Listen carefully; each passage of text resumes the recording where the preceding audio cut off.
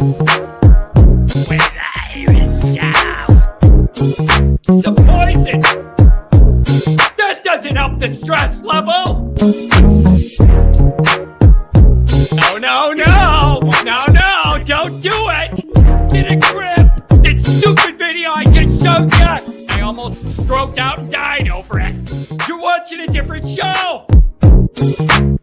You donkey. You ain't a captain of nothing but a sinking ship. Don't do this to me, Harry. The Ohio State. It's Ohio State. What do you mean, see? 312-988-15. Hello? You tell Johnny all you've heard and seen. Sometimes it's good to just yell about football. That's right. That's right. Welcome in. Welcome back, folks, to another edition of The Days of Our Irish Lives. It is, Andrew, I was just thinking about this, but my chain's got a kink in it, so to speak. Andrew, I was thinking of this. It's wild to me, no matter what scenario is going on, no matter what, it's just somehow Notre Dame ends up in the middle of all the drama.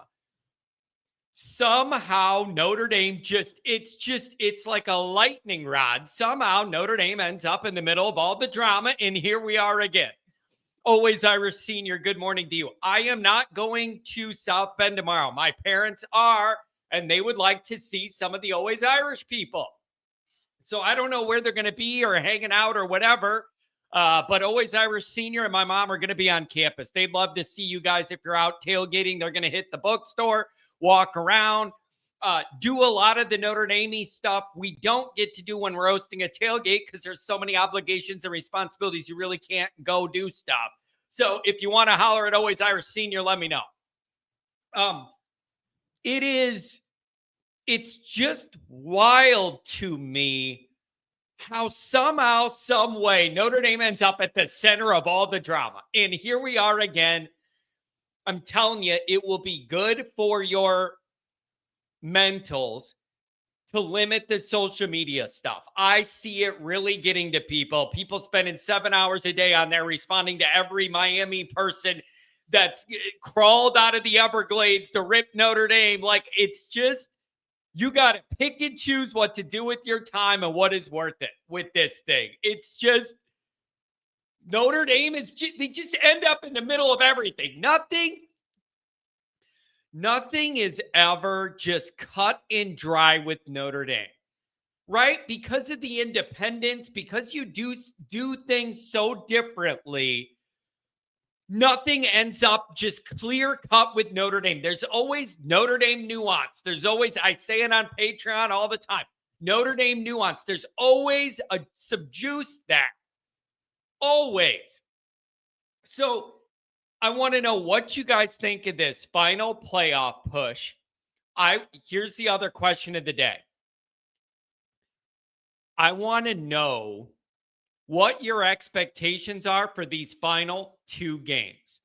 My thing all week has been, if you're Notre Dame and this thing's getting a little iffy and you feel all that Miami Heat, not the basketball team, literally the Miami Heat that's going on, and they creep up the rankings and they're starting to ask, when do they get into Notre Dame's pod? And then all of a sudden what we thought of Notre Dame doesn't matter because both teams started playing good instead of one. So what we thought earlier doesn't matter. And Miami's in Notre Dame's pod. And now it does matter, but it didn't matter before. But now that they're in the pod and Miami's playing good, but Notre Dame was playing good through the stretch where Miami lost 2 bad games. Now, I don't know.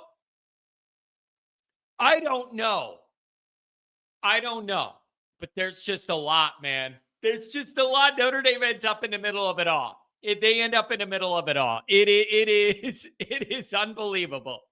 Look at this. Old college friend, Joe Moulter, and his comment is right underneath Angela Rudiger. So the whole band's getting back together. $20 holler from my old friend, Joe. John, I wanted to say thank you and the Always Irish Nation for getting a candle lit at the grotto for my dad after his accident. He took his first steps this week. God bless you, and always Irish Nation. Go Irish. Joe, it's the least I could do for you, buddy. It's the least I could do. And I offer that to everyone in the Always Irish ecosystem.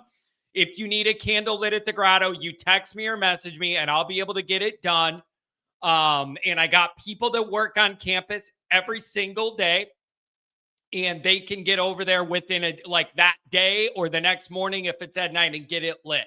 So for the people that matters for, and I've always kind of said, grotto prayers count more, right? Like if that helps you, please reach out and I will get a candle lit, and you can, and if that helps you, it's the least I could do. But it's just wild to me. Go Canes. What's going on, man? It's good to have some of you guys in here. So it's sure enough, Notre Dame ends up in the middle of all the drama. It's wild. Let me get through the introduction. I got a couple things I want to go over. Oh, I wanted to say before I address Joe, I want to know what your expectations are for Notre Dame in these remaining 2 games. You're going to be a huge favorite. And with all this heat, you better beat the hell out of both of these teams by a lot. I don't think Notre Dame's in a position where you can afford it to be, 10-0 Notre Dame, 10, like we're going to make a field goal. Never mind. 7 or 14-0 at halftime of the Syracuse game and whatever. I don't think so. I don't think so. I think you need to blow these people out. 30-plus point minimum, says Mark. Well, the spread's 35.5. Does it have to be 35.5? Like, I'm just asking these questions. I don't think Notre Dame has any leeway to afford anyone an opportunity to look at them and go, I don't know about them down the stretch. So I'm just saying, like, Notre Dame's 35.5 point favorite. Do you got to get over that hump? It's 35.5. So it's like, I don't know. And then you ask the question, if Notre Dame gets up by a lot, where's the comfortable level where you pull your starters versus you feel like you have to pile it on, but you're going to risk injury, having guys out there late when you're winning by 30? I don't know the answer to these questions, but I know this. You think the fire's hot now about Notre Dame? You think the fire's hot now? Imagine Notre Dame winning one of these games by like 14. Like, you think the heat is on now. Imagine if Notre Dame plays half-ass football in one of these 2 final games, what it's going to be like. So I don't know what you got to do. Regarding the kicking, I see people bringing it up. You want to know just how bad it is? Literally, Notre Dame's 55.5% field goal kicking. That is 119th out of 136. And you want to know what's worse? Several teams, a handful of teams are 100% on the year. Perfect. Never missed a field goal. A bunch of teams have kickers that have not even missed from 50 plus. I'm just telling you guys where the standard is for place kicking in this sport and where Notre Dame is. 119 out of 136. Okay. And there's a bunch of teams that haven't missed one all year. You have real problems. Could be a fatal flaw in the playoff. Always Irish Senior. That's very nice of you. My parents are going tomorrow and they're going to the grotto. If you guys need a candle quickly, message me and I'll get it. And my mom's good with special prayer dedications, that kind of thing. She'll come up with something. So let me know if you need that. And my family will get it taken care of for you. Thanks a lot, Dad. Appreciate that. And then here's the other thing that still gets me. You want to talk about Notre Dame and their fatal flaws. This red zone touchdown percentage, 74.5%, 123 out of 136. Absolutely horrific and horrible. You want to make it worse? If you break it down in the last four games, even games Notre Dame's won by comfortable margins, 62.5%. These are fatal flaws in the playoff. Maybe. That's my position, you guys. This Notre Dame team could get in the playoff and make a run like last year and go all the way. Or I could see them losing round one because you don't get short yardage, you don't get red zone, and you miss your kicks. Playoff winning margin is shorter. You're playing good teams. Any inefficiencies you have get magnified the better the team you're playing and the more pressure. So it's messing with my mind that all I do every day is think about this program. We go through almost the whole season. I end up in a spot where I say they could go all the way or they could get bounced in round one. I genuinely believe that. I genuinely believe Notre Dame could make a deep run or get knocked out round one, and you do the post game and you go, well, you can't make any field goal kicks. You left, 6 or 9 points out there. You failed on 3rd and 4th and short, didn't get in the red zone, left 17 points somewhere there. Like, that's how you lose a playoff game. Or Notre Dame doesn't need those things and finds a way to win anyways. I don't know. But I know this. You got to be in it to even have a chance to win it. You got me? You got to be in it to even have a chance to win it. So I don't know, but you better pile it on these final 2 teams, bro. As always, thanks for being here. You can find the program on YouTube. Do it. Subscribe if you haven't yet. Give the video a thumbs up. Notifications on. That way you don't miss nothing. Twitter, search bar, Always Irish, or at Always Irish 8. Emails, alwaysirish@gmail.com. Audio only. Anywhere you want it, you can get it. And if you don't want to see my face, nobody blames you for that. You can hear my angelic voice anywhere you get your podcast. Woof to my face and my voice, but you're here anyways. I grow on you like a tumor. Notre Dame on SI, read all about it. I got an article for you every single day. Patreon.com/alwaysirish. Oppo Research Show with Jack Sullivan. He broke down all the Syracuse games. Trust me, it was a rough watch, but he got through all the Syracuse games. And he's saying, John, this team is genuinely terrible. They're genuinely bad at football. Ricky Collins was no good at football. They had to bench him. You got a freshman who has 7 completions. Looked terrible against North Carolina. The Fighting Hudsons looked terrible in the one start against them. Collins gets benched again. This kid's got 7 completions total. Looked bad against North Carolina in that start. You gotta, I'm just telling you, you're playing with fire. You think you could have a sleepy senior day? We're crying because mom's out there. We're going to sleepwalk through this. It's a gray day in November. It's kind of chilly. Whatever, you sleepwalk. You can win this game and drop in the rankings. Give them a reason. I'm just telling you, you're living on the fault line. Not my favorite Doobie Brothers album. Things got kind of weird at that time period. Not my favorite Doobie Brothers album. I know my dad will appreciate that. They're living on the fault line, okay? So this is just wild. So I'm going to get to, there's a few people here. I got to get going a little earlier today. So I'm going to hurry up and get to the people that want to jump on and shut myself up pretty quick here. Okay. So look at this. All right. Here's what we're going to do. We got a special live report from campus. My main man, Martinez, texts me first thing in the morning. I'm writing an article. I look at my phone. It's my main man. He sends me a picture of him and Chris Ash. Bro, it's like 6:45 in the morning. I'm like, who's texting me this early? And it's him. And he's like, bro, look who I'm with. And Renee's there taking a picture with Chris Ash. And I asked him, did you thank him for putting it all together and not sucking anymore? Did you ask him to not always look so concerned on the sidelines?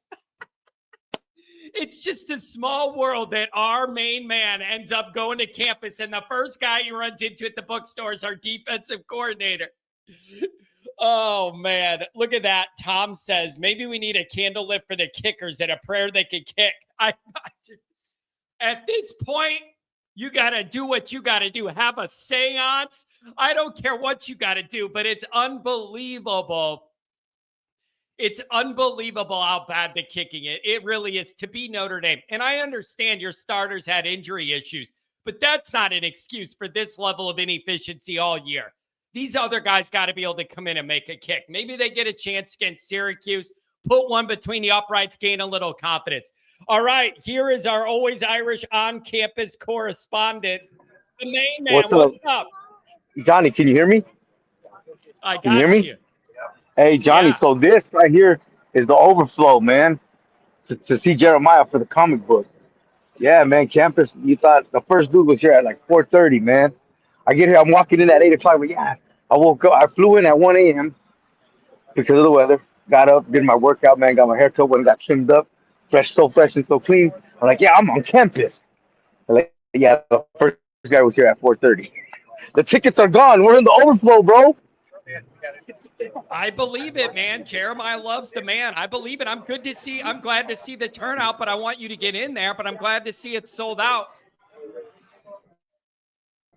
Yeah, man, I'm hoping too. Like all these people are waiting. I'm hoping getting too, man. You know what I mean? But like I said, they like, and more people just keep showing up right here. This is, you know what I mean? But the vibe's good. Everybody's right here. They're good. Everybody excited about this, man.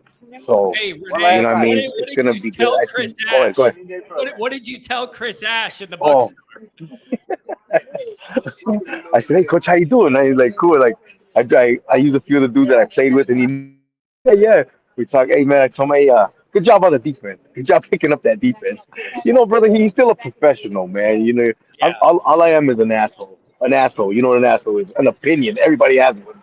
That's all we are, brother. But I just told him, hey, coach, good job on fixing that defense.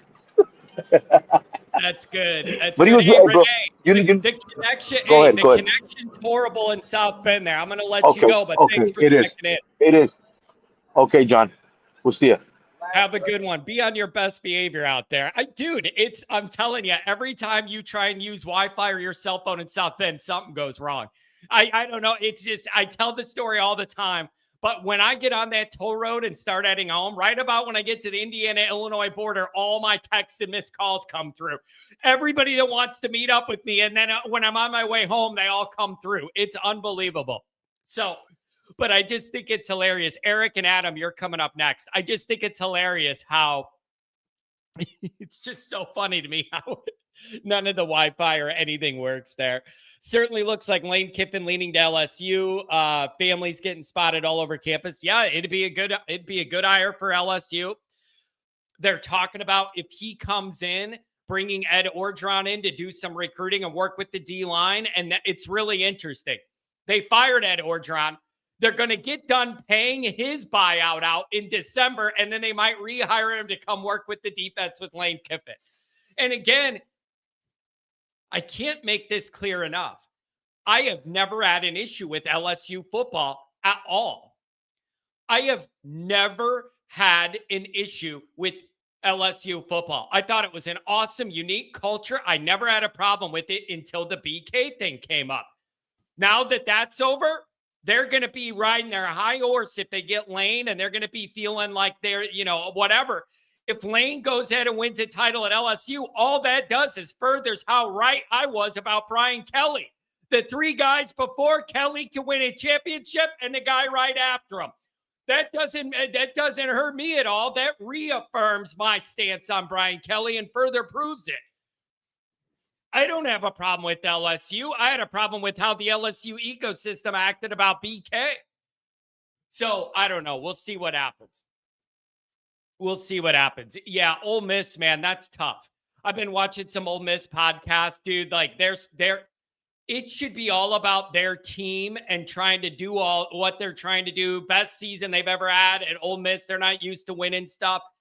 And now you might lose your coach going into the playoff and nobody knows what's going to happen. I don't know. It's a tough spot to be, man. And I have heard the line from the Ole Miss people is they have never said no to Lane Kiffin in 6 years. I keep hearing that on all their podcasts. When you talk about the administration, what sort of support you're getting and whatever, they're saying they've literally never said no to anything Lane wanted in 6 years. The interesting angle with this, it seems to be a lot about NIL guarantees. This isn't about Lane's salary or the staff's salary. Those are all pretty much the same, marginally the same between LSU, Ole Miss, and Florida. They're all pretty much in the ballpark. This is about him wanting to know he's going to have the NIL money to go get what he needs to get. And the last I heard is LSU's ready to do whatever it takes. I heard Florida was maybe falling off a little bit, and Ole Miss is trying to put it all together to have enough money to be able to promise him what he wants. I don't know, man. I don't know. It's really interesting. It really is. Ohio podcast. Eric, it's good to see you, buddy. Maybe we need to do a show soon. Lane is the guy who's been married and divorced 3 times because he's addicted to the chase of the next one. It's been his history. And he likes being in the middle of everything. That's for darn sure.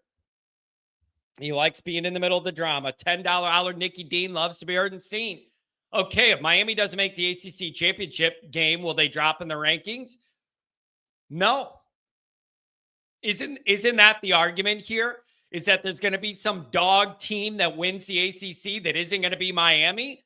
And then that's like the issue. You would have an ACC champion no one thinks is good, and then Miami sitting there wanting an at-large bid. The issue's going to be, it feels like this committee does not respect the ACC and really would only like to put one team in there if they could help it, but that's going to be the tricky issue. If you have a Miami team that's probably the best one in the ACC, but they're not in the ACC championship, that's what makes this tough. But I don't think they're going to drop from where they're at just because they're not in the ACC championship. So I don't know. How about the 26 recruiting class? Last year, yeah, it's supposed to be getting really good. Yeah, Miami's 5th in the ACC right now. So all this arguing we're doing is over the 5th team in the ACC. You know how you could have solved that? Not lose to the 5th ranked team in the ACC. That's how you could have solved this and eliminated this problem. You could have just beaten Miami and played good football. But I'm holding to this. Adam and Eric, you're coming up. I'm holding to this. I am still way more upset with the Texas A&M game than the Miami game. I felt like Miami did enough to take advantage of the issues Notre Dame had in that game.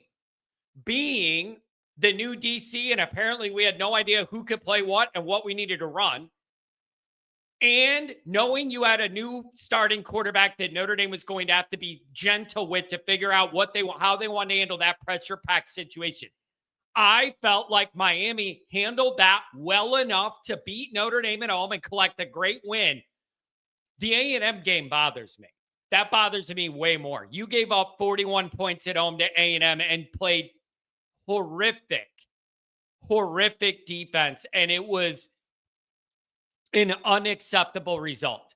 Just an unacceptable result. And then you see all the credit A&M's getting in the SEC, and you couldn't get that done. I'm way more mad about the A&M result than the Miami one for that reason. Are you saying we're going to get passed by Miami? No, but I'm not saying we're safe either. I don't know. That's why I'm saying you better beat the hell out of these final 2 teams. But it's just, you're getting into a weird thing here, and they're going to keep inching Miami closer, and then magically they're going to be in Notre Dame's pod, and who knows what happens on the last week. It's not a safe place to be. It's not a safe place to be. So I don't know what's going to happen, but I don't trust any of these people. I think Notre Dame's lucky to be in the position it's in right now. I think Notre Dame's very fortunate, and you got to keep looking good and hope this holds. Here's the other thing, and then I'm going to get to a couple of your chats or your calls. Here's the other thing here. I got to ask this. I was thinking about this early this morning, and you guys tell me if you agree or don't agree. The framework most people look at this playoff race from where we're at now, the default position, generally speaking, is to assume chalk, right? Because you can't look at all the games everybody has left and pencil in upsets, some people no-showing, weird stuff happening late in the year, whatever. You can't really pencil that in, that chaos. But let me ask you guys, what do you think the odds are? What are the percentage odds that all of the remaining games for all of the teams left in the playoff hunt go according to chalk? I'm really asking you guys this. What do you think the odds are that all these games go as the Vegas odds makers have them? If you look at all the teams in and involved in the playoff periphery, what is there? Like, I don't know, 14 or 15 teams that are probably still in the mix if we want to expand it below the 12. They each have 2 games left, most of them. Then whatever happens in the conference championship, you're looking at like 30 games, 20 something to 30 games. We think all of those are going to go according to what Vegas says who should win. I am not a math expert, and you guys know that. But I find it hard to believe with all this pressure late in the year, 28 games or whatever are going to go chalk and just go to the favorite the way Vegas has it. I think the odds of that are pretty low. So I still think there's room for a couple big things to happen that could shift all of this and maybe alleviate some of the problems and the questions everybody has with this. But I started thinking about that this morning, looking at how many teams are in the mix. Everybody's got about 2 games left. And I don't know if you want to count the conference championship games. They say that doesn't count against you if you lose. I don't know, whatever. But I still think there's like 24 to 30 games left here. And I'm telling you, I don't think everybody that's expected to win is going to win every one of those games. So you may end up in a situation where some of this stuff still works itself out. And then we see where we're at. But I got a hard time believing all these games are going to go exactly how the odds makers have them. Maybe some of this stuff works itself out. I do think Notre Dame's got to beat the hell out of these teams. You cannot crack the door to give anybody a reason to start doubting how Notre Dame's playing or how they're peaking or not at the end or leveling off or whatever. You can't. So you may be able to miss some field goals and miss go on 4th down on the 4-yard line and not get it, or 1-yard line and not get it. I don't think you can afford to leave those points out there.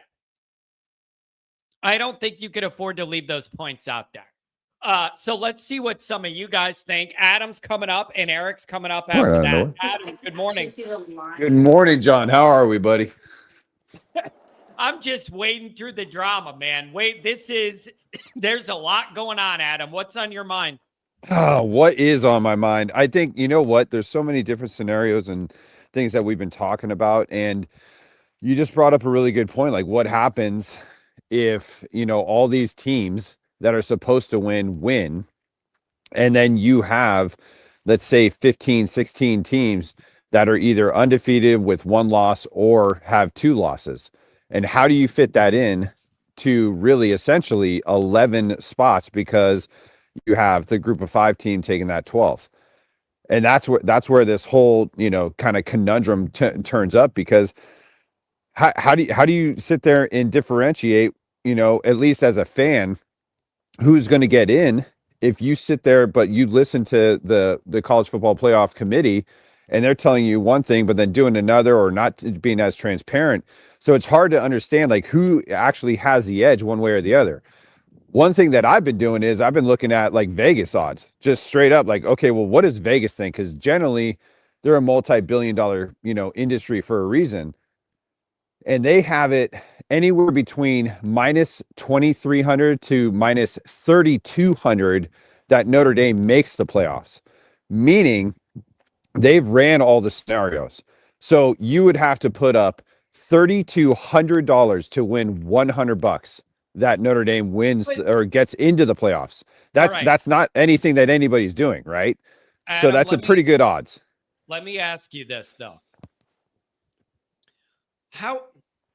What is the connection between those odds with Vegas and this goofball committee? Like, you know what I mean? Like Vegas is one thing, odds makers are one thing, but when it comes down to this group of goofballs in a room, I'm not sure anybody trusts them or like, I don't know. It's just, I don't know what the correlation is between those odds and how this goofball committee processes things. the correlation is they're looking at what the committee's actions have been, and they're Yeah. basing the odds based on their actions and where they've placed people.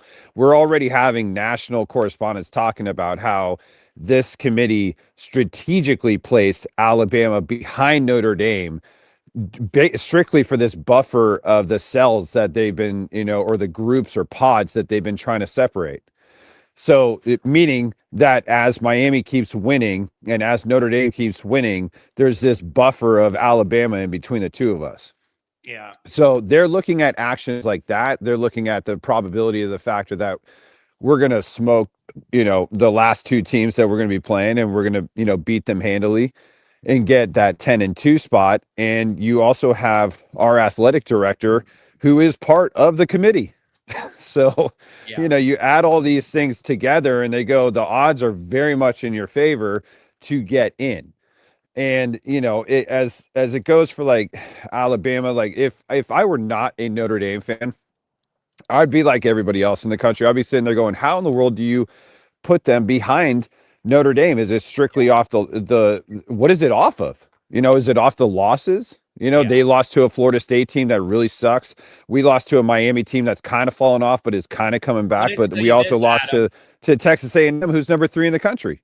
If you look at the middle part of Alabama's schedule, it was like ranked teams for like 5 or 6 weeks in a row. I felt like it literally, that was, I got to give them credit. It was a legitimately tough schedule. They had like the middle part of their year. They played ranked team after ranked team in the SEC, and like, it's a tough road. And so I don't know if they have them there as a buffer between the Notre Dame and Miami discussion. And then what happens with Alabama in the conference championship? What is that going to change? Or if anything, I don't know. Well, especially if they go in and they win it, because they're probably going to be playing against Texas A&M. So if they were to go in and win, that would throw, I mean, you're talking about wrenches all over the place. You're talking about there's so many different situations that can occur where if this team wins or that team loses at a specific time, where it could throw all of this for a loop. Yeah. And then every single team's wondering, well, how did that just affect it? There is an absolute, reaction to every action that's going to happen here. So I don't know, man. It's pretty incredible to see. It's really exciting. It has a lot of like content, a lot of, interest. It is all over the place as far as who thinks what is fair versus not. But at the end of the day, Alabama still has the best win this season. They went into Athens and beat Georgia. Yep. I mean, you can't contest that. I mean, our best win is what? USC at home.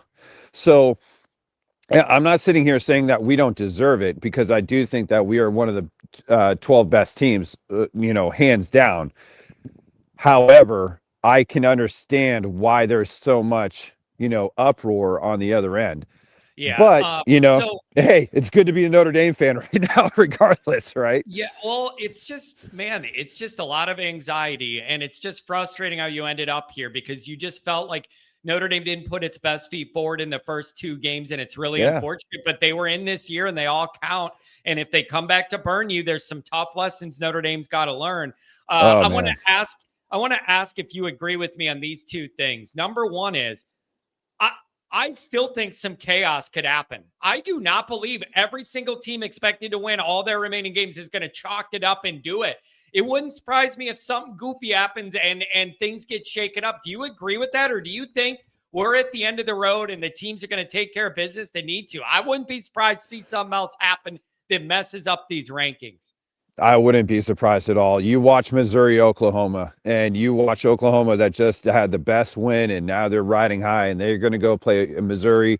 And Missouri's probably got their backup quarterback again, but they still have a stout defense. And if something were to happen in that game, it comes down to some weird field goal at the end, they lose. Obviously, we're all going to be watching the USC Oregon game. But then there's just all these other weird ones. There is a lot of, unfortunate for them, for that fan base, a lot of distractions happening down at Ole Miss. And if they did lose the Egg Bowl to Mississippi State, there's things that could be moving people all over the place. Or the one that's really going to be fascinating is really what happens in the conference championships. Because if it is BYU and Texas Tech, let's say BYU takes care of Cincinnati, right? And they go ahead and they play against Texas Tech and they beat Texas Tech. Now you have two teams that have beaten each other. How do you rank them? How do you rank it if Alabama goes in and they play flawlessly and they somehow beat Texas A&M, who we just saw give up 30 points and a half to a South Carolina team? Do I think that's going to happen? No, but can it? 100%. So, do I feel like there is chaos looming? No doubt. It is, the probability of chaos being out there is there. Yeah. And it absolutely can happen. And I wouldn't be surprised if it happens in some, shape, some way or form there. But it's really going to be on how much, and do I think like no chaos is going to happen, or do I think extreme amount of chaos? No, I don't think it's going to be either of those. I think it's going to be somewhere in the middle where we go, well, that's interesting. Okay, how are they going to move this around? Yeah. If it does turn out, hey, Johnny, if it does turn out to be like Virginia versus Georgia Tech, in the ACC championship, and then you got Miami sitting there at 10-2, and then how do they play that? Or here's another one that just really could just mess it up. What if Pitt, this would actually be the best for us, if Pitt handles Miami at the end of the year and they take care of business and they actually win that game, that will be fantastic. If Miami gets that third loss, it is the best thing for us because it takes away that head-to-head. Well, it would be the funniest thing of all time. If it would be great. All the talking Miami did to go ahead and lose another game would be hilarious. Oh. Now, what I'm hoping for is I'm hoping for some wintry football weather because that game is at Pitt. And I would like some really cold, windy, wintry conditions up there to have Miami come home, or rather go on the road to visit. So, Adam, I don't know. There's a lot of drama. All Notre Dame can do is win by as much as they can in these final two games and see where you land. And if you end up getting bumped, then you learn some tough lessons and you could blame yourself. And I would blame the committee for maybe if they do a flip-flop in Notre Dame and Miami, my frustration will be, why did you do what you did to begin with only to flip it? But it's going to be our fault if we're left out. Adam, have a good weekend. I'm sure I'll see you on the post-game show. Johnny, I am actually going to tell you this, buddy. I am finally getting back off of all these injuries, and I'm going to be at the Firehouse for the first time in a year. Wow. And so I am really excited to get back. I'm a little nervous just to see how my body's going to handle all this, being a little bit older. But I will be working Saturday and Sunday. So if I can't get to you on the post game, just know that I'm going to be listening to you. But if I am on that line, just know that I'm doing everything I can to get in and talk to you, brother. But thank you very much, buddy. I'm glad you're back up on your feet, brother. So take care and be safe out there. Okay. Will do, brother. Take care. Have a good one. Oh, my man's been injured. That's unfortunate. Sly Fox. I feel bad for Angeli. Would have been nice to see him tomorrow. I have mixed feelings on this. Number one is I would have really liked to see Angeli have a full year to be a starter and see what he could do and succeed and have an offense built around his strengths and all that. And they started out very well. But a part of me doesn't miss the narrative of Angeli's coming to ruin Notre Dame's playoff chances. The team that told him he wasn't good enough to start. And then Notre Dame has to pile it on Angeli if that's possible. Maybe you believe that game would be totally different if he was present. So, yeah, it's just unfortunate because it would have been a narrative. But, I don't miss it at the same time. But for him, I wish it was the case. Let's put it that way. I wouldn't love that narrative, but I wish he could have been in a position to play it out. Eric and then Cornflake. What's going on, Eric? Hello. Hello. It's showing your mic. I can't understand you. We'll try again. Eric, jump back on. Cornflake, welcome. Good morning. Well, thank you. Thank you, Johnny. I appreciate you getting me on here. First time caller, just joined Patreon yesterday. So awesome. I've been wanting to join for a while now. didn't know about your show until about a year ago. After the Georgia game, I was listening to Singer and Goolsby on their podcast, and they mentioned you and said, if you haven't heard John Kennedy yet, go watch his podcast. You'll love it. So this is much more my flavor. And I really was tickled when Goolsby joined you this year. So this is great. Man, I appreciate that. Thanks a lot, man. Like, we're building something unique over there, and it's got a real unique family feel to it. And I'm proud of what we've done. Thanks for joining, man. Really. And I always love getting first-time people on, getting new people in the mix. So thanks for joining. What's on your mind, man? Notre Dame's in the center of the college football universe. What way do you want to go with it? There's a lot of ways you could go. I want to talk about the CFP, and my question is, and I just joined the show a couple minutes ago because of my work schedule, but my question is, I wonder if the College Football Playoff Committee is, when they're ranking teams and people are complaining about Notre Dame being ahead of Miami and ahead of Bama, I wonder if they're also they measure the wins, but are they measuring the losses, the quality of losses, as in Bama lost by 14 to FSU, and our losses are by 1 and 3 points to ranked teams. And then, and of course, Miami losing to, I don't remember who they lost. They lost to SMU and Louisville, I believe. SMU is the one I was thinking. And those losses were, I mean, they were pretty bad losses. So I wonder how much that goes into it. Obviously, as you talked about before, the way they rank teams, the qualifications change week by week. So who knows what's going to happen with that. I guess, man, the question is, what matters more, your good wins or a bad loss or two? And how do you weigh those if you're looking at it that way? And like you said, clap on. My light's like censored, so if I sit for too long. That's awesome. So what do you value more? Is a bad loss more costly than a big win? And here's the other thing people are forgetting. This has been a thing in college football for as long as I can remember. If you lose in November, you get penalized harsher than if it's like the first or second week of the year. You could say that's not right because every game is the same in a 12-game schedule. It matters the same. But the reality is, you have always been over penalized for late November. Like, November losses have always been very costly. And I'm wondering how that's going to come into play. Yeah. I mean, and like, I know people value the quality wins, but like you said, we schedule our opponents years in advance. And was it last year we scheduled Florida State and they were like a preseason top 5, and then they ended up sucking that year. So our win didn't end up very quality last year. So like, I wonder if they look at losses, because you can't control who you play. Like, we are only playing the games on our schedule. So how many quality teams are there? I mean, obviously we screwed ourselves by losing those first 2 games, and we only have ourselves to blame. But yeah. Do I have anything else? I think there's going to be some chaos this weekend. I think Pitt is going to beat Georgia Tech. I was watching through, finally got to watch the offensive play video with Goolsby and Jared last night, and Pitt's linebackers looked amazing.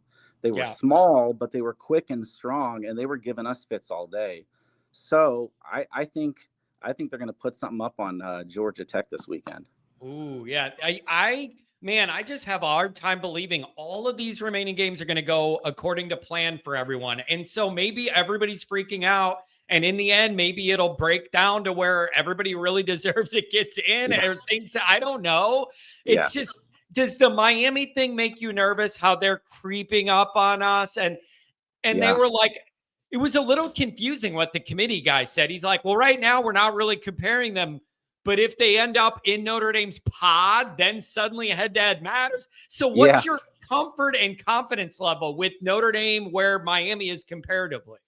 I mean, I was confident up until this week when Miami started creeping up closer. I'm just wondering if they're setting it up to be able to do the head-to-head. So I don't know what to think, honestly, right now. Yeah. Well, I don't think anybody does. And I'm not exactly sure if the committee knows exactly what they want to do with all this either.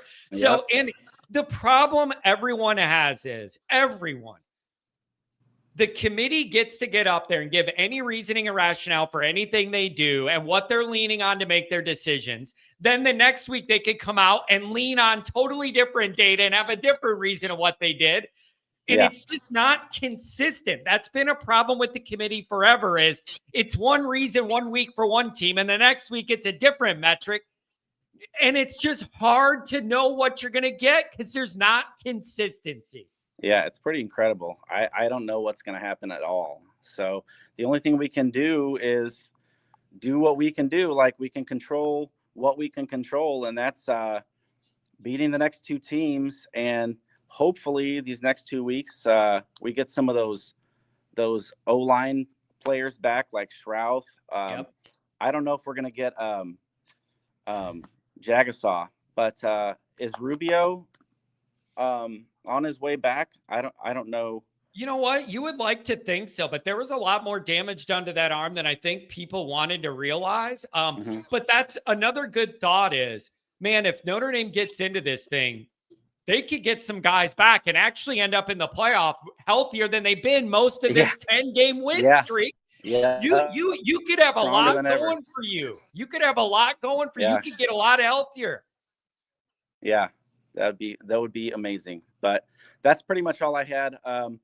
I just wanted to give a shout out to you and your show. I really look forward to every stream that you've had. Now I can get on the Patreon. The community's been great. I've already gotten a couple people reached out to me. Tom Frowley and Mark with Glass have been very kind. So I appreciate everything, and I'm looking forward to the future with you guys. Oh, man, I really appreciate you jumping on board. And Tom and Mark are like, it's like family now. Those guys are amazing. So thank you so much for being a part of it and the kind words, man. And go Irish, beat Syracuse by a lot. Absolutely. Go Irish. Have a good one. Dude, I love when people call when they're working. It is my favorite thing that people call a timeout from work and call this show. Hey, how's it going? You're working. You're working. I love it. Dude, that guy was super nice. Thanks for joining. I really do appreciate it. Somebody said, WPP and Eric, I'll try you guys. Unmute yourselves. Unmute yourself. Be heard by the world. That's what I need you to do. Liam, I don't know about this. And you know why? I don't know. Yeah, exactly. Get fired to be on the air with Johnny. It's totally worth it. I promise. I remember a couple years ago, there was a guy who was working in Manhattan, and he was in, I think he was like a stockbroker, some smart guy business that I can't understand. And I remember he said they had to reserve the conference rooms for meetings at his office in Manhattan. And he would reserve a room for a meeting, and the only meeting was to get on the phone and call this show. That's dedication. That's dedication. Now, Liam, let me ask you this. If ND gets left out, this will be the first stone that paves the road to joining a conference. Here's my question, though. Is this thing not going to 16? That is when I zoom out and I look at this big picture. One of my conclusions through all this playoff drama is I'm wondering if they're going to go to 16 and be like, look at all the drama, and we have good teams that'll be able to compete. Let's go ahead and do it. What in the world? Ban user and delete their comments. What is wrong with these people or bots? Thank God I got a quick eye, bro. I'm not the best multitasker, but I was able to catch that one real quick. That is some of this stuff, man, I don't know if it's bots or what they're doing. The one of them was like X-rated a few weeks ago. To remember that one? And I got rid of all that. And now we got this. And even though it has little lines, like, yeah, we know what you're doing. Go away. You're not welcome here. If that's a real person, you are not welcome here. And you're not going to slide that by me and think I'm going to not notice it and boot you. Damn. What did you miss? Something really bad in the chat, dude. I don't know what is wrong with people. What in the hell is wrong with people? Why would you ever type that in my chat? Go away. God, man. I would like to think that's a bot and not a real person. Jesus. Ryan Roberts, good to see you. Ryan, I would love to know what you think of Notre Dame's playoff position. If Notre Dame looks good and continues to win by a lot, are they in, or do you have... Here we go again. What in the hell, dude? It's the same thing that happened with the X-rated one, where it's bots and you delete it. And then there's another one with the same thing with a different name. I don't know how they're doing this. It's unbelievable. But I'm keep an eye out because I'm trying to do this show, but I'm not letting this crap get on my feed. I refuse to do it. Anyways, Ryan, I would love to know what you think of Notre Dame's playoff position. And if they're safe, if they just keep winning by a lot, or if you think Miami could beat them in the rankings and they're setting this up.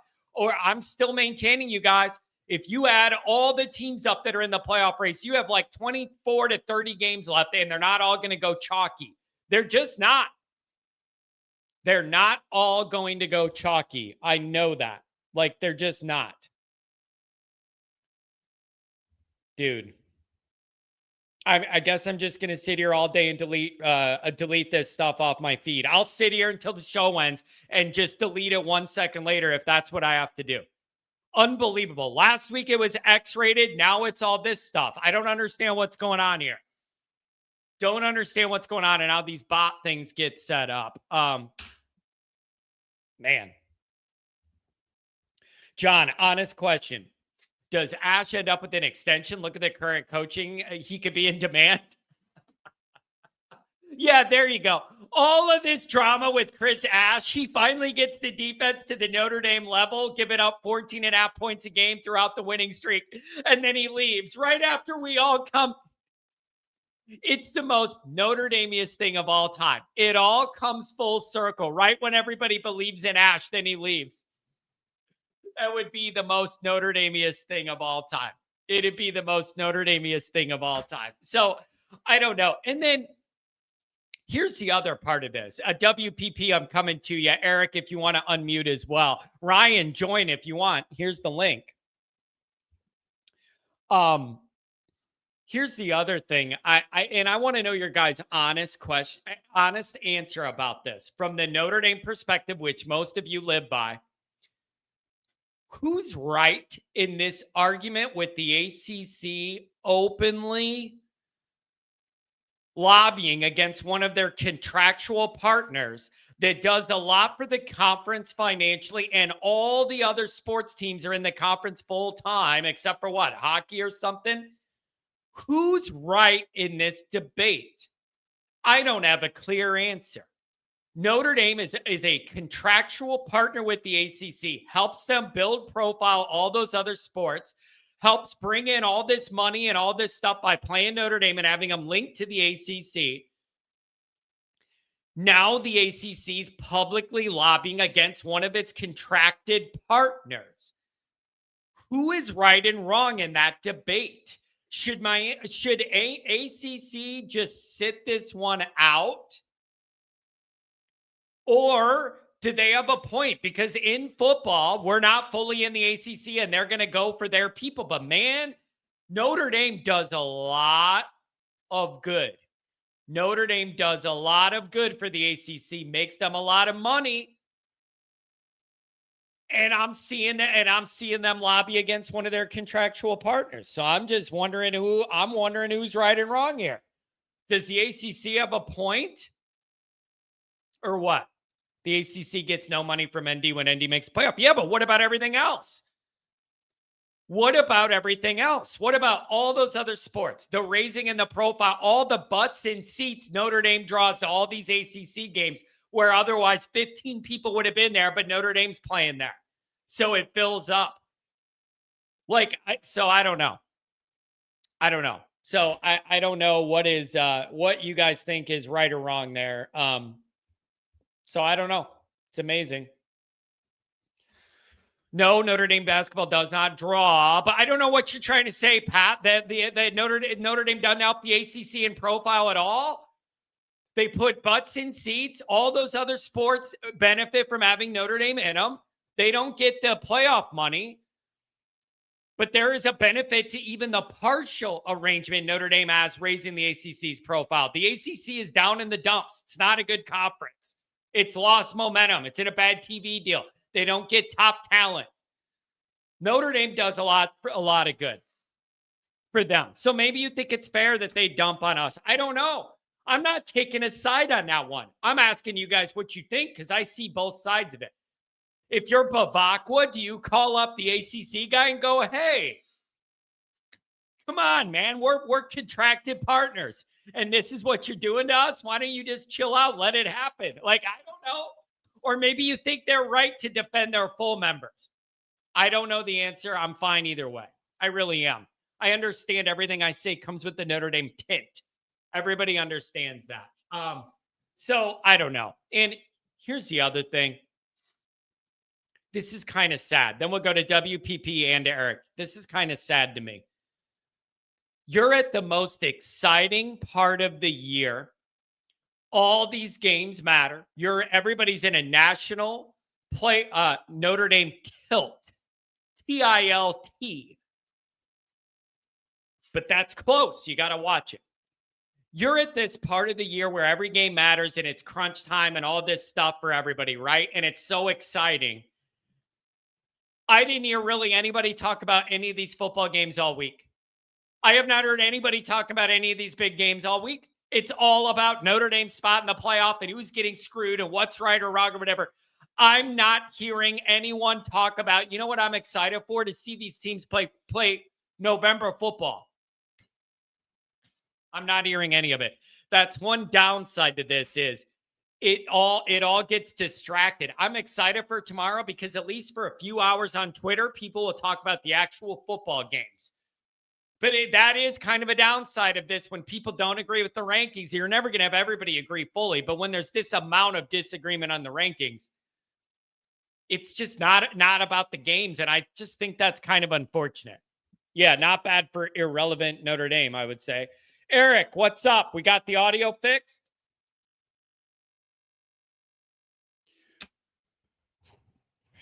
Going once. I can't understand you.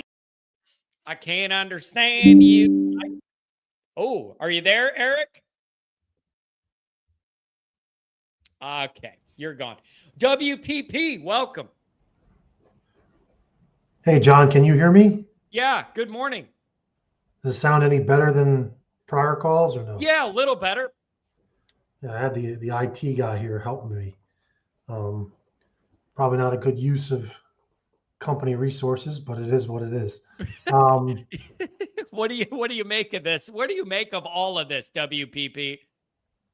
I think there's a certain faction in the Notre Dame fan base that they're acting like Michigan fans, and that's not a compliment. In what way? Because if a team beats you on the field, you can't whine and say you're better than them. It's a ridiculous argument. Yeah. It's so ridiculous, I can't even describe how ridiculous it is. That's like us beating Penn State last year and Penn State saying, well, we deserve to be in the championship game. That's how dumb that is. Doesn't make any sense. So why do you think the committee has the rankings where they are then? Like what do you think they're seeing that has this position the way it does? Well, I think they have Miami stalking us. Look, the committee is a joke, right? I know as much as any member on that committee. So do you. So does even Mr. Cotter. You know what I mean? Every fan knows as much football as the committee. And so they're disingenuous, they're intellectually dishonest, and they're not going to be bound by prior rankings. In other words, just because we're ahead of Miami now, we could beat Syracuse by 50, beat Stanford by 60. It won't matter because they're going to say we're not bound by our prior rankings. So what difference does it make? You know what I mean? So these rankings now don't even matter. But I just think that, if two teams have the same win-loss record, head-to-head has to be the only tiebreaker. Now, if there's three teams, like if it's us, Miami, and USC, then it gets a lot more complex. And then I could see saying, okay, we can't go by head-to-head because it gets very complicated and it's circular. Yeah. But to sit here and make excuses like some not so smart person in your chat did earlier today, saying that we had a first-year quarterback who threw an interception on a screen pass, acting like that's not a play that counts. I mean, it was so ridiculous an argument. I can't even articulate it. It was so dumb. All right. Let me play. This is a healthy discussion. And if anybody's not familiar with WPP, he is a Notre Dame fan, but he's trying to be very fair here and balanced. Let me play the other side of it. What would your response be to Miami beat Notre Dame, and then Miami started playing worse? Notre Dame started playing better, and Miami lost to a couple of unranked teams in the middle of the year. Notre Dame was gaining momentum and winning pretty handedly week to week. And what would your argument be against that of like, yeah, we understand Miami beat them, but Notre Dame's been playing better since and hasn't had a couple bad losses. And could that outweigh the Miami win over Notre Dame? My response to that is it's garbage. All this I mean, the whole notion of we're playing better. No, we play weak teams on our schedule.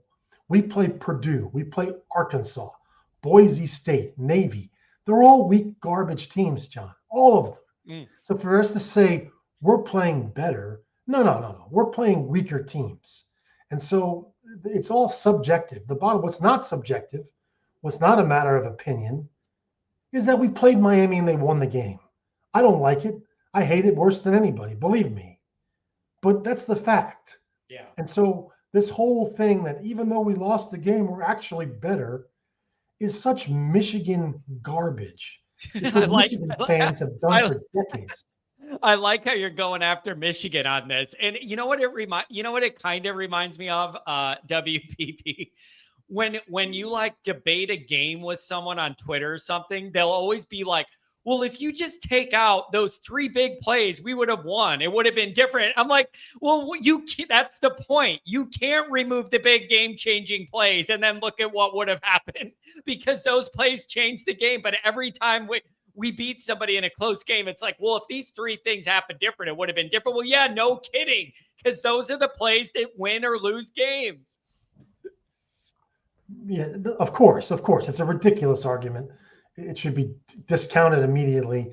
And everybody that makes an argument like that should be branded an imbecile, But by the way, why do people in the chat care what the hell I look like?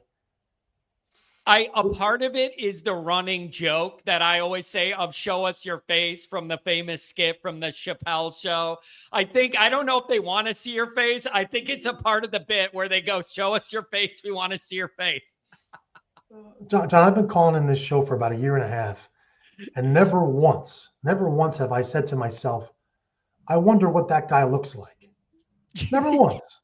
I don't care. What difference does it make to me? You're also a lightning rod, and you understand that. I think there's additional intrigue to you because of who you are and how you operate. Let's be honest. You're a lightning rod. Well, you know what? I look like a combination of Tom Selleck and Fabio. Okay, let's just move on. I like that. Who cares what the hell I look like? So WPP, what do you think? How do you think this is going to play out? Do you think Notre Dame will win these two games by a lot and get jumped, or what do you think is fair? Where do you see this going? I think we'll beat each of these teams by at least 40. I think Syracuse is going to quit.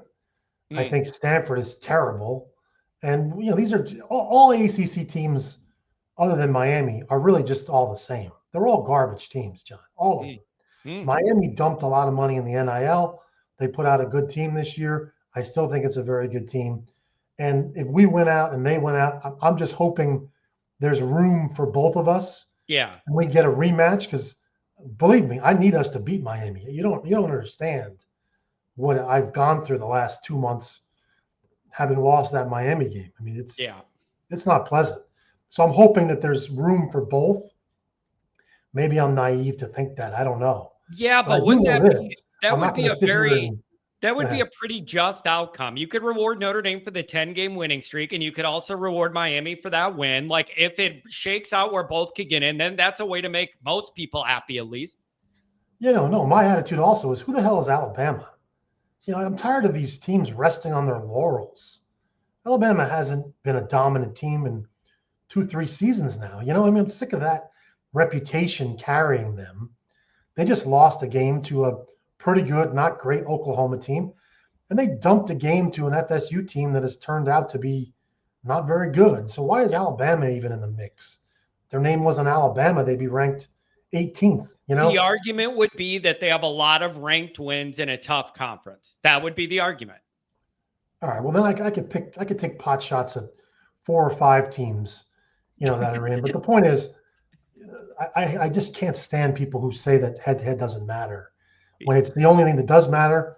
Notre Dame fans like me for 32 years have been saying we got screwed In in 93. 93. Yeah. And we did get screwed, John. And that was my senior year of college. And I'll forever resent the hell out of that. Yeah. And for us to intellectually pivot and take an opposite position now is ridiculous. And you know what? It's going to bite us in the buttocks next year or the year after when we beat a team that's ranked ahead of us. It's going to bite us in the ass, because you know what? The committee is going to take more and more of an anti-Notre Dame stance as years go forward. And we're going to wish that there was a clear cut rule that if you beat a team on the field and you have the same record, you're ahead of them. And that's the end of the discussion. Because I got news. These discussions are not going to favor Notre Dame for much longer. It's not going to happen. The anti-Notre Dame bias gets worse and worse and worse. And we're going to pray for the day when head-to-head matters, Yeah. But anyway, I'm sorry I'm losing my temper here, John. I got to get going. That's okay, WPP. Don't blow your stack on a Friday morning. I hope you have a good rest of the workday and enjoy the football tomorrow. And I'm sure I'll talk to you on the Patreon board. Thanks for joining. All right, man. Be good. Thanks. Have a good one. Look, man, you gotta love WPP. There's nobody quite like him in this ecosystem. He's a Notre Dame guy, but he's not afraid to say when he doesn't think something's right. No one's arguing head-to-head doesn't. That's, I think, a differentiator here. I don't see anybody arguing head-to-head doesn't matter. I think people are arguing that is one part of a bigger equation. And if you favor Notre Dame over them, the other parts you're weighing more than head-to-head. So I don't think it's that head-to-head doesn't matter. It's just how you weigh all of the equation. So I don't know. Yeah, and how did 2 losses not matter to unranked teams? It's all a matter of what you value more, I guess. So I don't know. Look at this. There's a professional background. Ryan, welcome in. Good morning, brother. Good morning. How are you, John?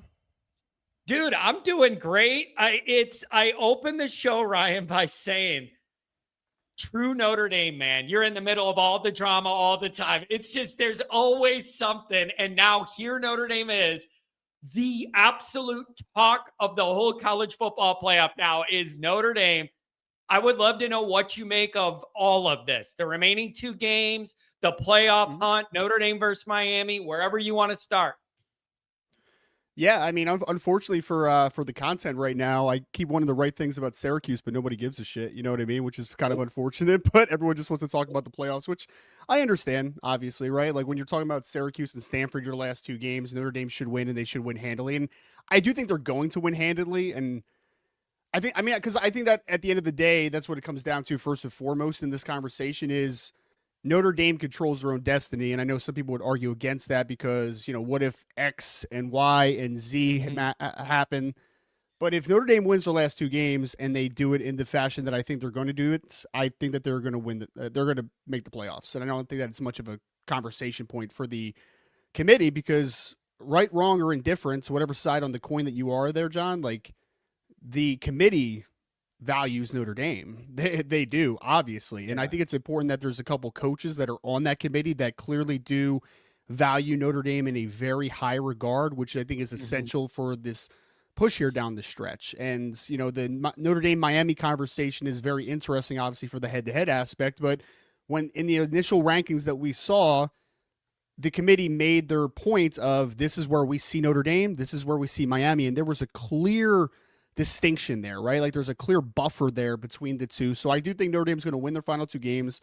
I think they're going to get in. I'm interested to see because I think people are just kind of like saying like these 4 things are going to happen that are going to make things cloudy or make things different for Notre Dame.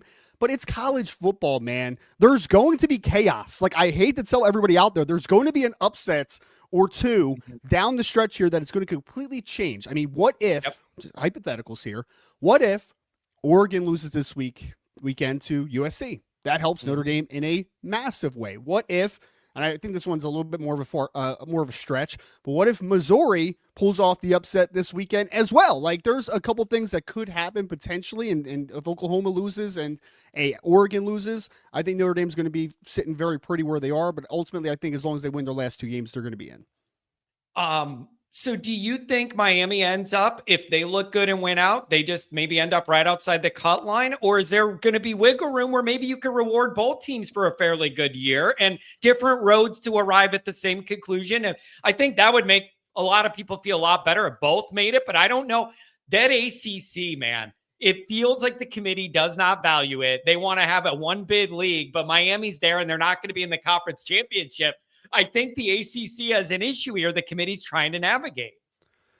Yeah, I mean it's not a great league, obviously, right? And they're trying to fight back against that thought and their perception. And I think it's possible Miami ends up making it, but it all depends on that chaos that I talked about earlier, right? Like there's a possibility that they end up right on the cusp. There's a possibility that they end up right on the inside looking out. I mean, it really does depend, man.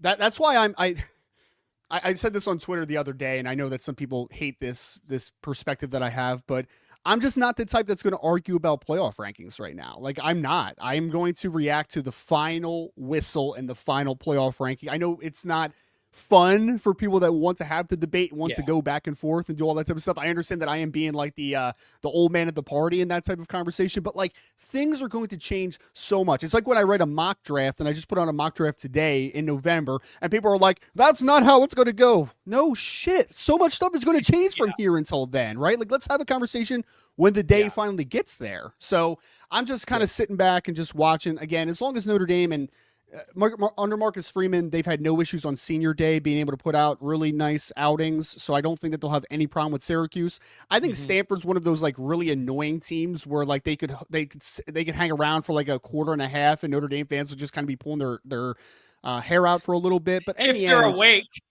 right? If you're still awake, it's gonna be like I can't wait to do my post game show at 3 a.m.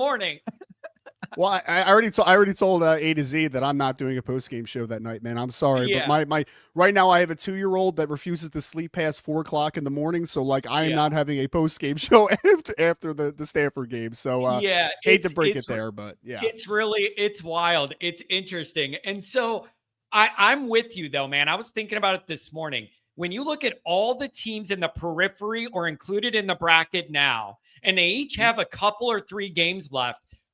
I don't think it's going to go chalk the whole way for 28 games or however many everybody has left combined.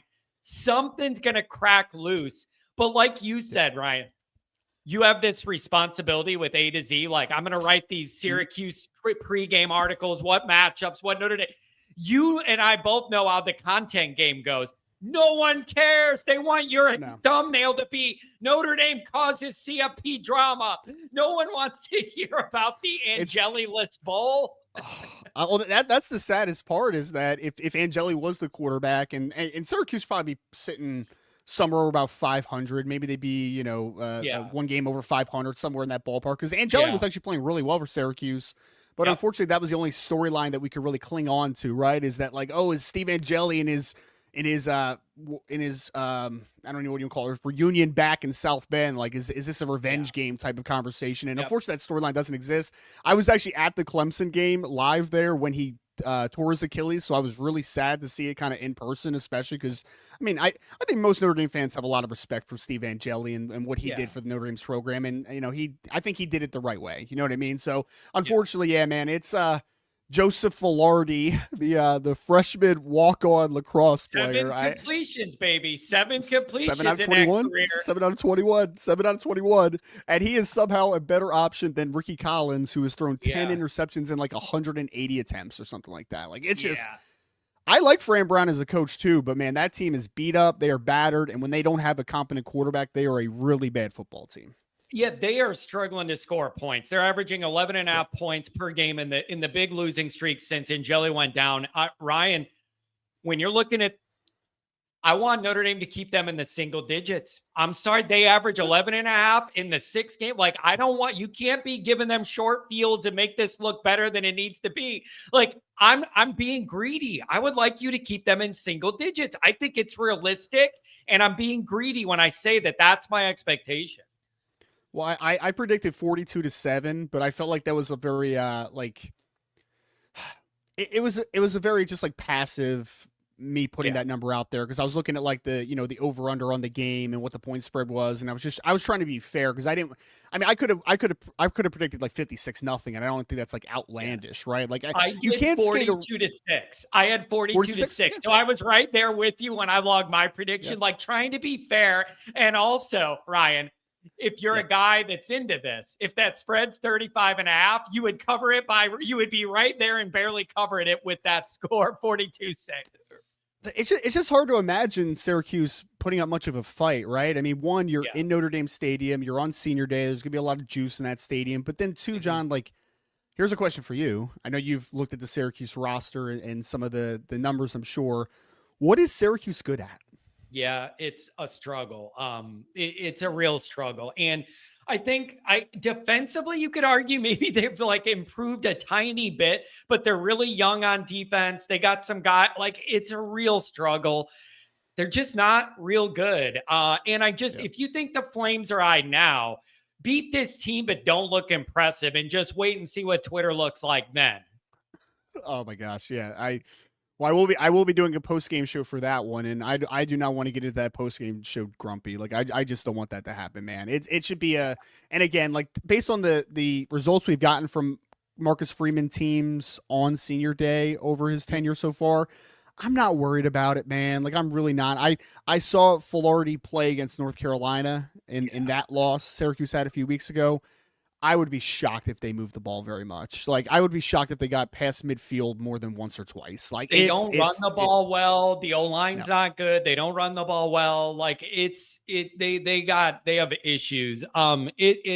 So I don't know. Okay. Let me ask you this. I have a take on this overall, zooming out. Okay. I want to see if you agree. It's a little weird to me. We live in this Notre Dame universe. You're always thinking of a YouTube idea, an article idea. You're living the same life I am, of like, you're always thinking of the next thing to write and talk about, come up with these ideas. We live in this Notre Dame vacuum where we think about it all day, all the time. And I've gone full circle to the point where I genuinely believe the following. I could see this Notre Dame team getting in the playoff and making a run like last year. And I could see that. I could also see a Notre Dame team that gets bounced early because you can't kick and you're bad on short yardage and in the red zone. And your winning margin in the playoffs is going to be much smaller to not succeed in those moments. I genuinely could see a deep run or those things catch up to Notre Dame. Do you agree? I think that's all on the table. Yeah, no, I think they're a very volatile team because of, I mean, you mentioned a couple of the key struggles there. If you have a trouble converting the money downs, and we're talking about the 4th down, 3rd and shorts, the goal line situations, like all those things together, that will cost you in a bigger football game ultimately, right? And then you have to start chasing points and really having to play the analytics when you should be feeling a little bit more comfortably. And right now, I mean, if Noah Burnett returns for the playoffs, or if it's just Eric Schmidt from here on out as the place kicker, do you feel good about either one of those guys making a big kick in a big moment? Because here's the difference between last year. Last year, Mitch Jeter had a really bad regular season because of his injury, right? But Mitch Jeter had a track record. You knew that when he was healthy at South Carolina, he was a really good kicker, man. He really was. He was just banged up his pretty much his entire regular season. Noah Burnett does not have that track record of being a money kicker, being a guy that's made big kicks and big moments. And Eric Schmidt might end up being a really good kicker at Notre Dame, but he's a true freshman on the biggest stage, right? Like those things are very hindering for a football team. So if it comes down to a big kick or converting a short yardage in a key situation, you can't feel great about Notre Dame right now. And then also, although CJ has played mostly very good this year, he's still a redshirt freshman quarterback who's going to be playing in his first or second playoff game or whatever the heck we're talking about, if Notre Dame does fall, right? So all those things together, it makes them a very volatile team because you could look at the stars for a second and say, well, hey, Jeremiah Love can carry some of the workload. Jadarian Price can carry some of that workload. There's a lot of defensive guys that can make a big play in a big moment. And while that is true, that means that you have a high ceiling as a team this year, but you might have a lower floor than maybe what you had last year or what you're probably going to have next year, right? So I think it's a very volatile team right now. You could also convince me that they make a solid run and maybe even make it back to a championship game, or you convince me that they have a second round exit. It's not because I'm pessimistic or I don't believe in the football team. It's because some of those key situations and some of those key positions you unfortunately are either not great at right now or you're young. So those things I think does make this team a very volatile one for sure. Yeah, and that's how I see it as well. Just to let you know, Ryan, we're both taking a couple shots in the chat for underappreciating the final two opponents and predicting scores that are coming off as disrespectful. And I'm seeing some of that, like you never take an opponent for granted, and we're piling it on here, and that's inappropriate. Maybe I should change it from the score prediction to the score I want. Like a part of this is just, I don't want to crack the door even of the argument of Notre Dame leaking oil down the stretch. Maybe we need to rethink it. So maybe it's like what I want to happen. But let's be honest, these are two teams that are 3-7 and have major inefficiencies. Like Notre Dame should be able to cover that spread. And I shouldn't feel like a bad guy for saying that. So take the fandom out for a second here, John. The people that are setting those lines of 35.5 or whatever the heck the number is at right now, that's non-biased parties saying that Notre Dame team is this good and that this Syracuse team is this good and Notre Dame has home field advantage and X, Y, or Z. All those things contribute to that formula to decide what the numbers are ultimately, right? And those people are much smarter than I, so I'm not going to pretend to know every single part of the formula that they use. But non-biased people agree with that. And I actually push back huge on the whole, like, yes, you respect your opponent, but you can respect your opponent by also saying, like, dude, we're Notre Dame. Like, and you have to carry yourself. For too long, we were worried about, like, we don't want to come in too strong. We don't want to come in with too much vigor, too much fire. Screw that, man. Like, screw that. Like, you always respect your opponent, which is why these players, hopefully, and these coaches, hopefully, have been, putting their head down and really grinding out the practice week and have been kind of keeping this team level-headed. But for us, you look at this team and say, Syracuse is not good at stopping the run. They're not good at stopping the pass. They're not a good passing offense, and they're not a good running offense. There is no reason that Notre Dame should not go in, especially at home, and dominate this football game. You are one of the most historic programs in college football history. You have so much behind you, so much talent, and you have a talent gap here. You should carry yourself like you should go out and you should kick Syracuse's butt. You should. Yeah. So I push back heavily on that. You need to carry yourself that way because that's how you win football games. And it's like you can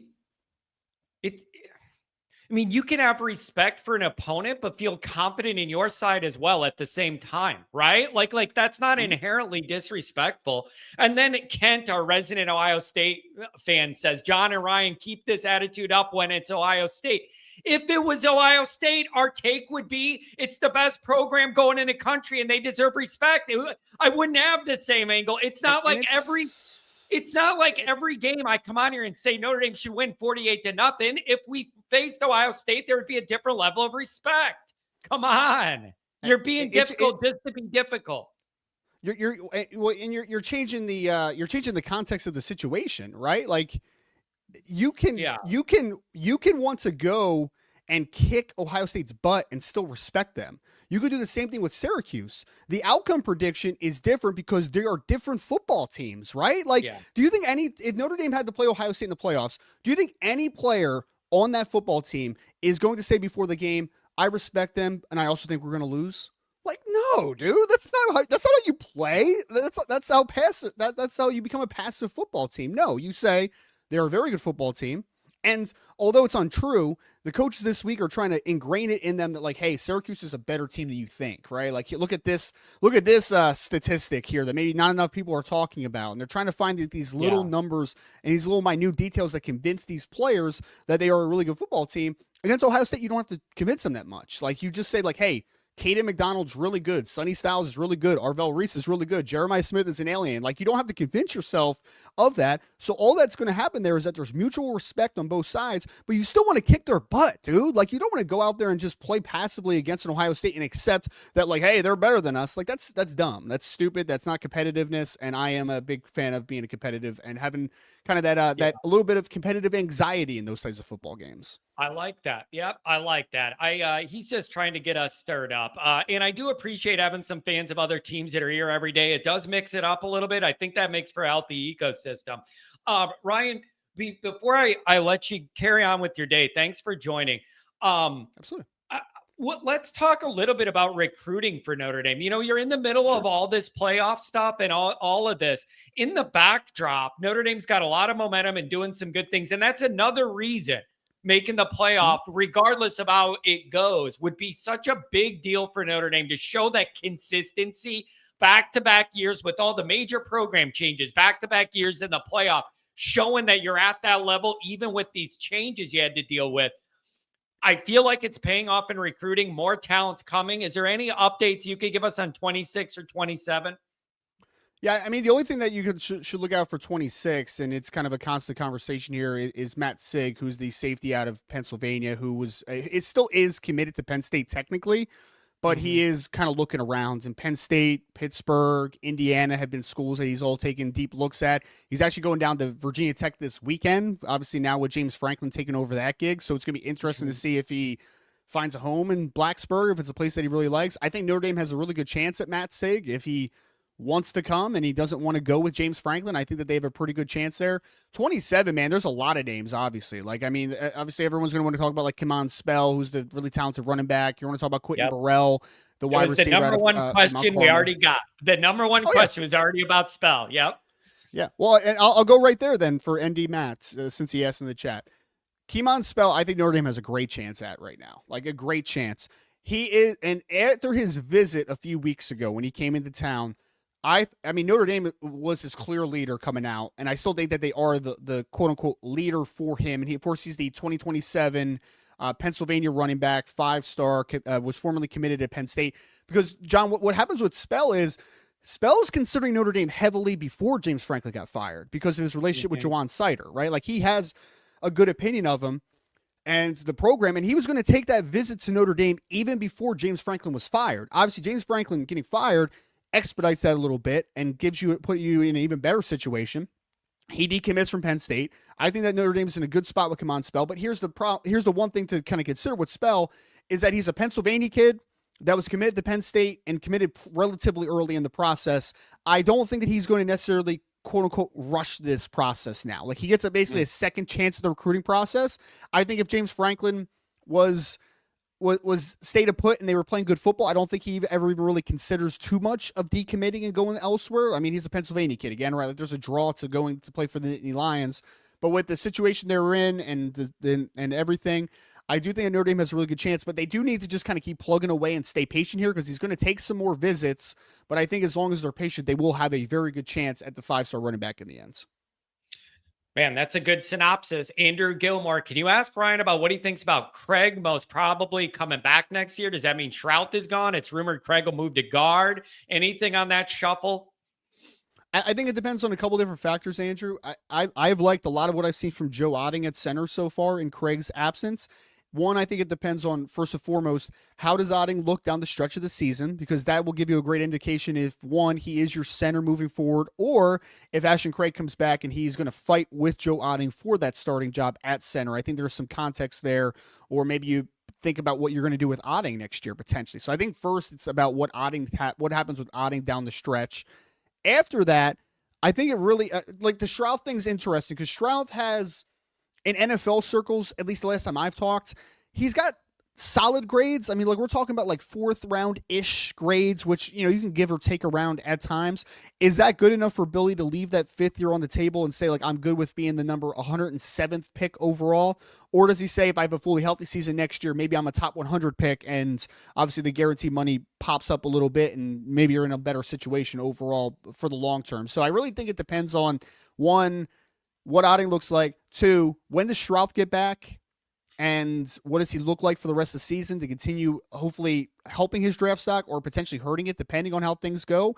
So right now I'll predict Schrouth to come back. I don't know if he will for sure, but if he does come back, I think that Craig will be back as well. I just think that there's going to be a fascinating conversation as far as like what's inside, because next year, John, I mean, it's good.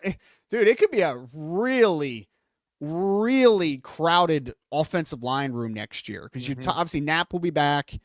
If Craig and Schrouth both come back, you'll have Otting. You'll have Sullivan Absher, who's gotten a couple starts here now and has steadily improved over the last few weeks. You'll have Gerby Lamberts. And then the next question is going to be like, what happens with Emil Wagner over at right tackle? Because you also going to have Charles Jagasaw back from his injury. And I know some people are going to say, hey, Jagasaw can't stay healthy, so like, are we going to depend on him? And that's a fair conversation. I think we can have a deep conversation there. But Wagner, another 4th-year junior. Does he want to come back for the 5th year? Is he okay with being a late day 3 pick and just moving on? Or is he a guy that thinks that maybe his price tag is better elsewhere? Like I think that there's going to be fascinating conversations. My more fascinating conversation is actually that one. I know people are going to talk about Schrouth because he was playing as your best offensive lineman before he got hurt this time. But Emil Wagner is the interesting one because I think Emil's been fine. Like, he's been solid, right? But, like, you got Gerby, you got Charles, you got Will Black. Like, you got some dudes, man.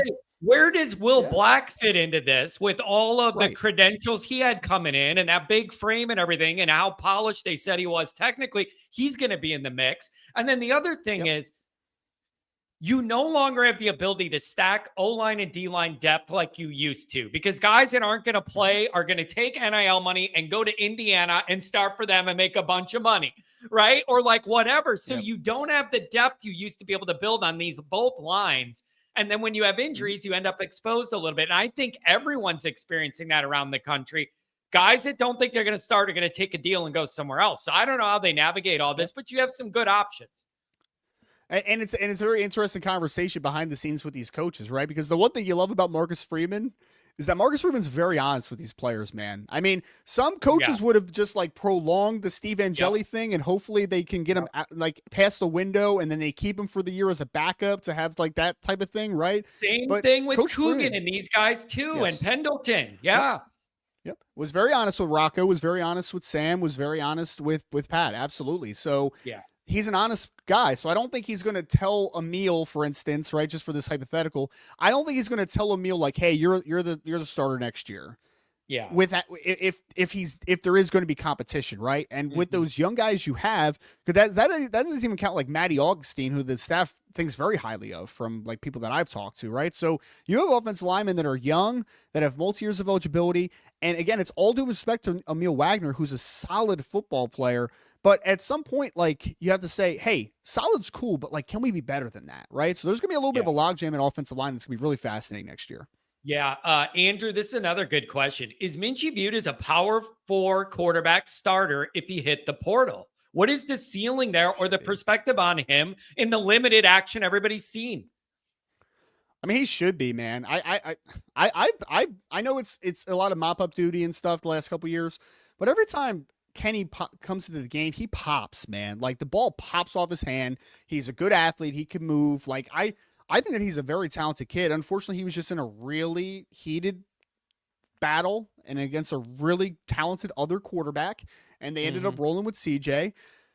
I think it's just a wrong place at a wrong time type of situation for Kenny with Notre Dame right now. And I think that, and I don't know if I know Coach Freeman talked about it this week a little bit as far as like they haven't had a conversation of like what's next for Kenny after the season. They'll have that more towards the down stretch of the season. But I have to think that Kenny at some point will be on a different team, more than likely. And I think he's a good player, man. I think he will be a power 4 starter at some point. Who that exactly is going to be fascinating. I mean, he's a Tennessee kid. Tennessee doesn't have a for sure starting quarterback next year. Is that a school that ends up doing it? Does a Vanderbilt come after Kenny Minchie with the academic background and losing Diego Pavia? I'm just kind of throwing a couple names out there, but Yeah. he should for sure be a power 4 starter. And I would be surprised if he wasn't, because Kenny is a very talented player. Yeah, and it's going to be interesting. There's a lot going on here. Ryan, here's where I'm going to wrap this kind of up here. Yep. This Notre Dame program is in the best position it's been in the modern era by far. It's not even close.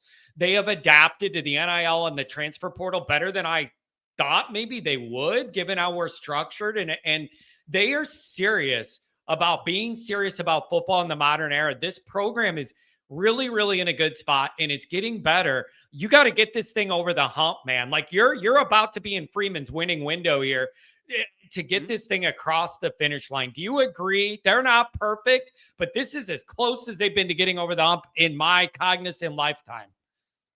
When I think it starts to how this conversation shifted from just kind of the state to, just kind of rapid fire here, John, is it's the recruiting impacts more than anything, right? It's the recruiting impact and it's retention. Like those are the two biggest things, right? Because I mean, when you look at Ohio State, for instance, and Kent, going off in the chat, Ohio State doesn't bring in a ton of transfers every year. They recruit well, they retain players, and they fill in gaps with really talented players that can help them through the portal. That's a healthy program, in my opinion. You want to build through high school recruiting, retain, and then fill in gaps through the transfer portal. That's what good teams want to ultimately do. You don't want to be one of these teams that just completely flips rosters every single year. And Notre Dame's not going to be built that way.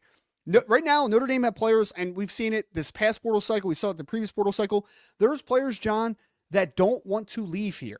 Like they don't want to, even if it might be best for them, they don't want to leave. That is a great positive for the Freeman era right now. We see what he's doing in the 2026 class. We see the early 2027. As long as Coach Freeman and the staff keeps recruiting the way they are and they keep retaining talent like they have done for the most part over the last couple of years, I think this team is in a great trajectory. It's not about the portal to me. It's about the NIL backing of retaining talent and getting talent on campus from the high school ranks. If you do those, continue to do those things, then I think that you just continue to supplement the transfer portal talent. And I think that Notre Dame's going to be in a great spot moving forward. How do you feel about, I love your NFL, the draft stuff, and you always looking at that. How do you feel about the development? Like you talk about the retainment and you talk about getting guys in here. How do you feel about the development overall from, the matriculation of these young guys throughout the program? I think it's going in a great direction. I mean, there was just too many spots that there was just not enough NFL talent on it, right? And that doesn't mean that they'll all be NFL football players, but I think back to like a couple, not too long ago, I don't want to throw shade at DJ Brown, but like you had some safeties that probably shouldn't have been started at Notre Dame. And now, I mean, we don't talk about that play. Yeah. Man. Speaking of Ohio State, that would have been the end of that. All I game, had to do, and I knew everybody would know what I meant. It's very frustrating. Yeah. Very frustrating game that was. That actually kind of broke my heart for a second because I had to do a post-game show after that too, and that was horrible. Absolutely horrible. Yep. But think about the safety position right now. Tay Johnson is a dog, man. Like, he's a really good football player. He's so good that sometimes it makes Adon Schuler look kind of ordinary, even though Adon Schuler is a really good football player as well. Like you have two NFL safeties right now. They're so talented that guys like Jadon Blair can't even get on the football field. Like, they can't get on there, right? So there's been some positions that Notre Dame just wasn't talented enough at. And there's still a couple positions they need to get more talented at. But overall, from a developing for the next level perspective, Notre Dame is going to be, everyone's already talking about, I've gotten so many texts the last 3 or 4 weeks about like, hey man, tell me about number 15 for Notre Dame from scouts in the NFL. And I'm just like, yep, he's going to be a top 15 pick next year, maybe a top 10 pick. Like Leonard Moore's a special cat. And continuing to recruit and develop the way you are, you're going to start to see more and more NFL draft picks, continue to win the way that you've been doing now too. You're going to see more and more NFL draft picks. And I think that is the next ascension. When teams see now that, hey, we have a great spokesperson as your head coach, a great vision, when you start to see those little things come up as far as like the fruits of the labor, that's when this program gets that stability, gets that stability, gets that long-term sustainability, like all those things together. I think that's when Notre Dame really takes that next step. Oh man, that is really good stuff, Ryan. Hey, thanks for joining today. Tell everybody where they can find you, the podcast, the writing, let everybody know where you're at. Yeah, if you enjoy the YouTube content, A to Z Sports, Notre Dame, you could just put it into the search bar there and you can find me. Do some videos every week, do a live stream every single week as well. If you want to go to A to Z Sports, the Notre Dame content is part of it. Obviously, I do a lot of NFL draft and just general college football content as well. You can go check me out there or at Rise and Draft on Twitter if you just want to have an easy way to find the content. And Kent, come see me on Twitter, man. Come see it. Come read some content. We're going to talk content, baby. Let's do it. We like to mix it up over here. Ryan, thank you very much for joining. Really, really good stuff. Solid, man. Open invite here. You got the nice backdrop, though. That's a professional setup, baby. So thanks for joining. Keep up all the good work. Enjoy the game Saturday. Hopefully you'll rejoin soon. Appreciate you. Appreciate you, John. Thanks for having me, man. Have a good one. Man, that's a good little visit there by Ryan. That's good stuff. And you know what else I like about having Ryan on? He hits a lot of stuff that isn't my like specific area of specialty or research. That's really, really good stuff. All right, you guys, I got to get going. I got stuff to do. Busy weekend, busy day, a lot going on. I got to get running. I might cut that up and put it out later on YouTube just for people to see that part. Really appreciate you all being here. Really, really, really good stuff. Let's see what happens tomorrow. Notre Dame's got to win by a lot or the post-game show, people are going to be really mad. So go beat the hell out of them. Enjoy senior day. Hug your parents. Hug Freeman. All these guys deserve a good send-off. Go beat the crap out of them. Let's see what else happens around the country. Maybe some other weird games happen. I don't know. But thanks for being here. Thanks for being on Patreon. You guys are awesome. Have a good one.